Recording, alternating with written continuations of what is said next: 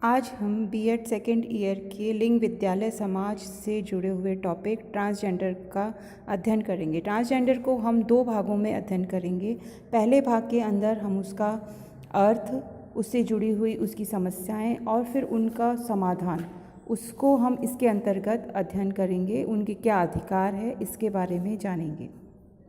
नारी दो वर्ग जो हैं वो पाए जाते हैं या दो लिंग जो हैं वो पाए जाते हैं, जो कि इसके अतिरिक्त एक और अन्य लिंग और पाया जाता है जो ना तो पूरी तरह से नर होता है और ना ही पूरी तरह से नारी होता है। अर्थात इसमें दोनों पुरुष और स्त्री दोनों के गुण जो हैं वो इसके अंदर पाए जाते हैं। तो ऐसा व्यक्ति जिसमें पुरुष और स्त्री दोनों के गुण पाए जाते हैं उसे तृतीय लिंग, थर्ड जेंडर या शारीरिक विकास तो होता है, लेकिन इसमें कुछ बाह्य तथा आंतरिक अंगों का विकास नहीं हो पाता है। इसके कारण इसमें दोनों के गुण पाए जाते हैं और इनके चाल चलन, रहन सहन, पहनावा, कार्य करने का तरीका वो दोनों वर्गों से भिन्न होता है। तो इस प्रकार से ये वर्ग जो होता है उन दोनों सामान्य वर्गों से पृथक होता है।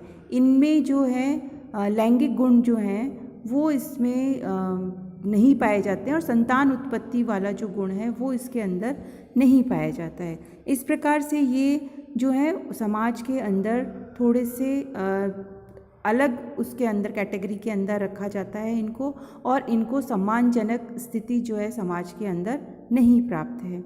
भारतीय संविधान के अंदर जो है उनको प्रारंभ में कोई स्थान नहीं दिया गया था और ना ही इनको समाज में कोई स्थिति प्राप्त थी, क्योंकि आज तक ये नहीं जान पाए कि भ्रूण गर्भावस्था के दौरान भ्रूण में इस तरह के बालक के विकसित होने के क्या कारण हैं। तो ट्रांसजेंडर बालक के जन्म में उसकी कुंडली के अनुसार भी कई बातें जो हैं ज्योतिष शास्त्र और नक्षत्रों, ग्रहों के अनुसार कही जाती है। पौराणिक कथाओं में भी इस प्रकार की संतान उत्पन्न होने के कई कारण बताए जाते हैं। और शरीर विज्ञान के अनुसार या साइंस के अनुसार अगर हम देखें तो ये माना जाता है कि स्त्री और पुरुष दोनों में क्रोमोसोम के मिलने की स्थिति के अंदर उनकी जो मात्रा में प्राकृतिक विकार आने के कारण से ट्रांसजेंडर जो है वो उत्पन्न होते हैं। और इनमें ये माना जाता है कि उनका जो शुक्राणु होता है वो पूरी तरह से डेवलप नहीं हो पाता है। तो इस प्रकार जो स्थिति है वो इनमें पाई जाती है। 2014 तक भारत के अंदर दो ही जेंडर्स को मान्यता प्रदान थी, जो है स्त्रीलिंग और पुरुष लिंग। पर 15 अप्रैल 2014 को सुप्रीम कोर्ट में थर्ड जेंडर को जो है वो मान्यता प्रदान की गई। वो अत्यधिक प्राचीन है। इनको जो है प्रारंभ में महाभारत काल में भी जो है उल्लेख इनका पाया जाता है, जिसमें कि कहा जाता है कि शिखंडी जो था वो भी तृतीय लिंग वाला व्यक्ति था। प्राचीन काल में जो युद्ध वगैरह होते थे उसमें इनमें जो है किन्नरों पर या इन पर बाण चलाना वर्जित था और राजमहल के गोपनीय कार्यों के अंदर इनका प्रयोग जो है वो किया जाता था। गुप्त काल में भी राजमहल के विशेष कार्यों के लिए इनको प्रयुक्त किया जाता था। इस कारण से ये राजा रानी के अत्यधिक करीब माने जाते थे। और मध्यकाल में मुगल काल के अंदर दरबार के अंदर इनकी संख्या बहुत अधिक थी और मनोरंजन के कार्यों के अंदर इनको प्रयोग किया जाता था। साथ ही गुप्तचरों के रूप में इनका प्रयोग जो है वो किया जाता था। ब्रिटिश काल के अंदर 1871 ईस्वी तक जो है अंग्रेजों ने इन्हें क्रिमिनल ट्राइब्स जनजाति की श्रेणी में डाल दिया गया था, परंतु बाद में आज़ाद हिंदुस्तान के अंदर जब हमारा नया संविधान बनकर के तैयार हुआ तो उस संविधान के अंदर इनको क्रिमिनल ट्राइब्स से निकाल दिया गया और इस कारण से समाज के अंदर ये बहिष्कृत रूप से रह रहे थे और इनको किसी प्रकार का कोई अधिकार प्राप्त नहीं था।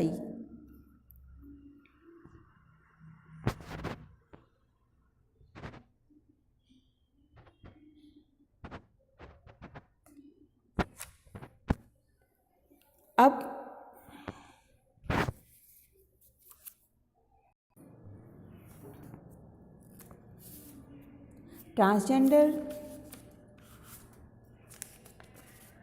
ट्रांसजेंडर की सामाजिक स्थिति जो है वो इसके लिए बहुत महत्वपूर्ण योगदान रखती है और लोकतंत्र हमारे देश में होने के साथ साथ लोकतंत्रीय आदर्शों की पालना करने पर भी हमारे देश में इस समाज के प्रति जागरूकता जितनी होनी चाहिए उतनी नहीं है।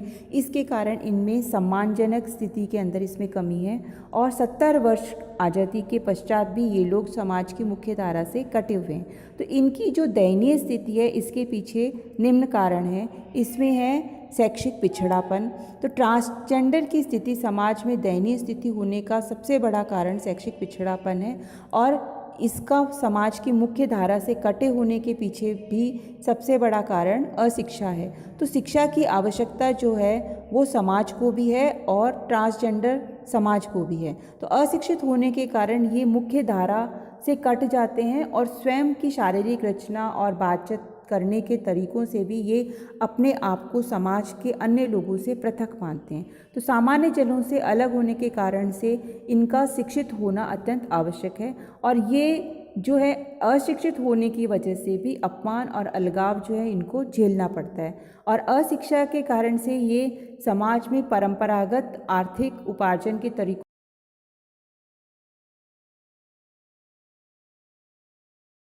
चीज़ें जो हैं वो इनको और अधिक पिछड़े हुई स्थिति के अंदर ला करके खड़ा कर देती है। दूसरा है पारिवारिक उपेक्षा। ट्रांसजेंडर जो है उपेक्षा बाहर से नहीं अपितु घर में ही भी झेलते हैं। तो जहां हम ये मानते हैं कि परिवार समाज की एक सूक्ष्मतम इकाई है, परिवार बालक की प्रथम पाठशाला होती है, बालक के जन्म के लेने के पश्चात उसको समाज से एक तारतम्यता या समाज से एक संबंध स्थापित कराने का कार्य जो है वो परिवार के द्वारा किया जाता है और परिवार जो क्या करता है कि इन बालकों के जन्म के पश्चात ही अपने आप को दुर्भाग्यपूर्ण मानता है। वो ऐसे मानता है कि उसके लिए तो उसके परिवार में एक दुर्भाग्य भाग वाले बालक का जन्म हुआ है। तो परिवार ऐसे बच्चों को संवाद करने और ऐसे बच्चों के बारे में समाज में बात करने में कतराता है क्योंकि वो ये बताना ही नहीं चाहता कि वो इस प्रकार के बालक का जन्म उसके परिवार में हुआ है क्योंकि उससे समाज से उसको अपमान झेलना पड़ेगा।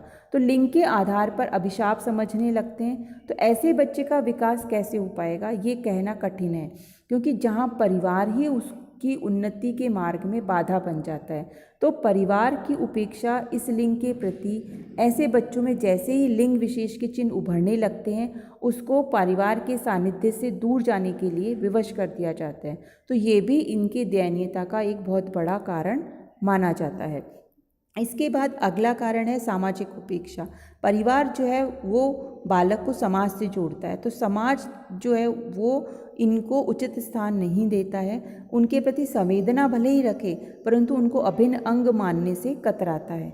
तो समाज इनके प्रति दोहरे प्रकार का व्यवहार जो है वो करता है। तो ऐसे लिंगों को अपनी अलग समाज की स्थापना जो है वो करनी पड़ती है और असम्मानजनक तौर तरीकों से वे अपना जीवन यापन करने लगते हैं। तो समाज की उपेक्षा के कारण भी और समाज में उचित सम्मान और स्थान नहीं मिलने के कारण भी इनकी स्थिति जो है वो दयनीय है। अगला है नीतियाँ एवं कार्यक्रमों का अभाव। समाज और परिवार, इसके बाद अगर जो रोल किसी भी व्यक्ति की सामाजिक स्थापना में या उसकी स्थिति के सुधार में होता है तो वो होता है सरकार का। तो सरकार जो है वो इनके प्रति जो नीतियाँ और कार्यक्रम उनको बनाना चाहिए, जो दर्जा थर्ड जेंडर को उन्हें देना चाहिए वो आज भी समाज में वो स्थापित नहीं कर पाए। और इसके लिए मुख्य चीज़ जो है वो ये है कि इनके लिए शैक्षिक कार्यक्रम और जागरूकता कार्यक्रम जो हैं वो सरकार को बनाने पड़ेंगे और ये उनको परिवार से लेके समाज तक हर लेवल पर बनाने पड़ेंगे। इस प्रकार की नीतियाँ लानी पड़ेंगी, इस प्रकार के आर्थिक उपाय उनको देने पड़ेंगे जिससे कि वो समाज में अपनी पहचान स्थापित करने में घबराए नहीं। जहाँ पे स्त्री और पुरुष का विकल्प तो होता है परंतु थर्ड जेंडर के लिए कोई विकल्प नहीं है। तो नौकरियों के अंदर, रेलवे टिकट के अंदर, विद्यालयों में प्रवेश के समय इस प्रकार का जब विकल्प ही उपलब्ध नहीं पाता है तो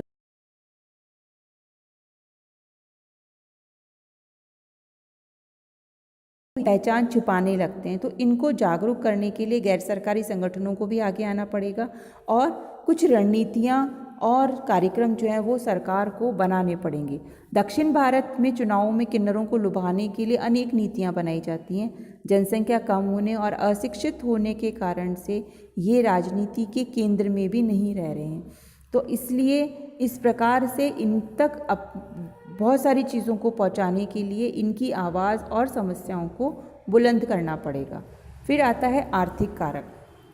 आर्थिक कारक में जब इनको समाज में एक उपयुक्त स्थान प्राप्त नहीं है और इनको किसी प्रकार का आर्थिक अधिकार प्राप्त नहीं है, जैसे ही पता चलता है कि ये ट्रांसजेंडर हैं तो उनको समाज की मुख्य धारा में संघर्ष करने के लिए छोड़ दिया जाता है और परिवार और समाज दोनों जो है इनको अपनाने से हिचकते हैं। इस कारण से ये जो है अस्तरीय कार्य करने में ही स्वयं को डाल देते हैं या झोंक देते हैं। तो इसलिए शिक्षा के क्षेत्र में हो चाहे समाज के क्षेत्र में हो, इस प्रकार के कार्यों का निर्माण करना पड़ेगा।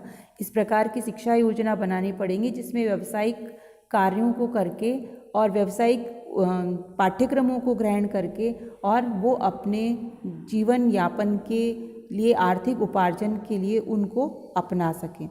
फिर है सांस्कृतिक एवं धार्मिक कारण। ट्रांसजेंडर की दयनीय स्थिति में हमारी संस्कृति और हमारा धर्म भी उतनी ही भूमिका निभाता है। संस्कृति में जहाँ पे स्त्रियाँ हाशिए पर होती हैं वह ट्रांसजेंडर की स्थिति तो और भी ज़्यादा खराब है। और धर्म के अंदर इनको जो है शगुन, अपशगुन और अनिष्टकारी, अशुभ मान करके अलग कर दिया जाता है। धार्मिक स्थलों पर इनके साथ समानता का व्यवहार नहीं किया जाता। तो इस प्रकार से ये जो है समाज में दयनीय होने के लिए ये कारण जो है वो प्रमुख माने जाते हैं।